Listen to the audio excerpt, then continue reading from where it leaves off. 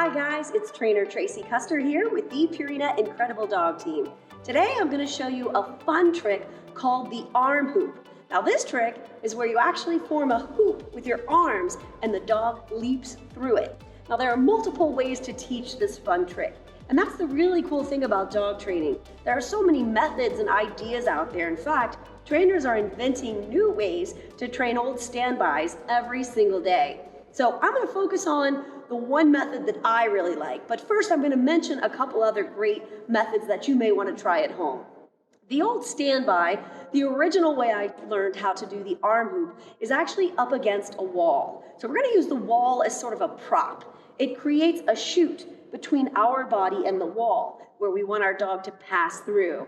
Now I'm going to get down on my knees and I'm going to just lure the dog back and forth between myself and the wall. Once they're passing back and forth really well, then I'm going to introduce my arm. And I'm going to extend my arm so that it touches the wall. I'm going to get it as low as I possibly can as I once again lure the dog back and forth over my arm.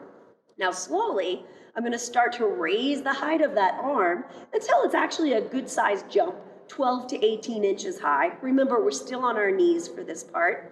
Next, we're going to start to introduce that other arm over the top as the dog jumps over the lower arm back and forth. Now, this is a great method.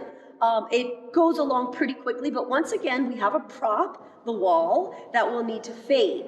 And we're going to have to slowly change the picture for our dog. So once our dog is jumping through the hoop while we're on our knees against the wall, we need to slowly raise that to full height and slowly move away from the wall as we train through it. Now this process is going to take a couple weeks. If you do 1 or 2 sessions of 2 to 4 minutes a day, it should take you about 2 to 3 weeks, depending on the dog, to really get a nice arm hoop. The second method, which I've tried, it works great for some folks, is to actually take 2 platforms, low, solid platforms, like a climb table type of platform, and we're going to shape the dog to hop back and forth from platform to platform, starting with them very close together and then moving them a little farther apart to the point where they're maybe 6 to 10 feet apart as a dog would be leaping through your arm hoop.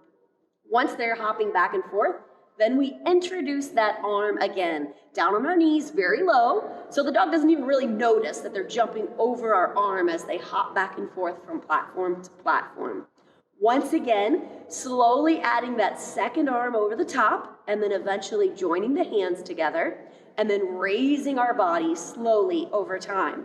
Now, the difficult part about this method is that we have more items to fade. So instead of just moving away from a wall, we now have 2 platforms that we need to slowly get rid of. Now, if you have a table that has removable legs, you can then remove those legs and reduce the size of your platform. And that's going to help to slowly fade it. Then you can even remove the tables altogether and replace them with rugs or mats. And this will create a similar effect for the dog. And then eventually remove the rug or the mat to have your full arm hoop. Now the third method, which is kind of the method that I've grown to really love and have the best success with, is actually teaching the dog to jump through a hula hoop first. So I have a variety of hoops right here. Now once again, this is a prop that we're going to have to fade, but you'll see that it's a lot easier to fade even than moving away from a wall or trying to fade those 2 platforms. Now, the reason why it's easy to fade is you can find hula hoops in any size imaginable.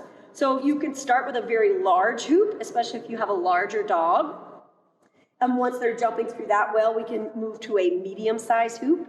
And then once they're jumping through that well, we can move to a very small hoop. And you can see my arms nearly go around the entire hoop when I'm using it. So it makes it easy to fade. It's such a tiny prop. And once my arms are actually around it, it looks so similar to the dog without the hula hoop that it's pretty easy to get rid of. Now, a little word of caution before you get into this, make sure to choose an appropriate hoop. You'll find these at any dollar store or big box retailer. I would recommend you start with a large size hoop that's filled with liquid. So hoops are filled with something that gives them some weight. So when we hula hoop with them, it helps get that motion. So this one is actually filled with liquid, so it doesn't make any noise. This little one here is filled with the traditional beads, and it does make a sound. So some dogs are really put off by this. If they are, it's just something else you have to work through. So I find these little liquid-filled hoops work the best. So basically what we're gonna do is teach our dog slowly to jump through the hula hoop, and then eventually get to the point where we're holding the hoop in our arms, just as we would with the arm hoop, and then eventually fade the hoop altogether. So let's bring out a dog and go through the steps for you. All right, folks, we're back with our dog now. This right here is Hexnut. He's a 2-year-old cattle dog mix, and he actually just learned this trick and is just getting to the point where we're fading this hoop. Hexnut, Hexnut, yeah. So first of all, when we introduce the hoop, I just like to do a little shaping with it. Set the hoop, yes. Down, right. And anytime the dog moves towards it, yes. I'm gonna mark it, yes. And I'm gonna toss the treat, yes. Through the hoop, yes. So he has to pass through it, back and forth, yes. Sorry about that, dude. Got stuck to my finger, yes. Yes. All right, now he's passing back and forth through this really well. We can slowly start to add a little height to the hoop. So this part I really want to take my time with and just get him used to jumping through it.